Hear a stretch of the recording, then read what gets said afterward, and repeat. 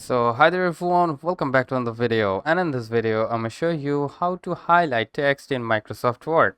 It's quite simple guys, so let's get started. First of all, you need to select the text that you want to highlight. Alright, so for my case I'm going with this text like this, and then from the left upper side you need to go to the home tab.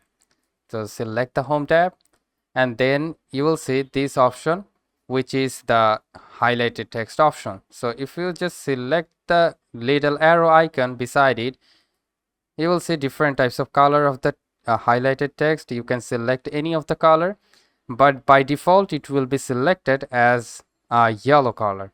So you can select that, and boom, your text will be highlighted. So if you want to remove this highlighted text, you can again select this option like this will be like selected, and then if you select the text which is already highlighted, then your highlight will be removed.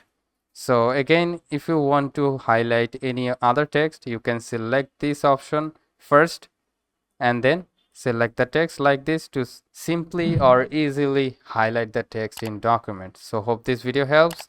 If yes, please leave a like, and we'll see you next time.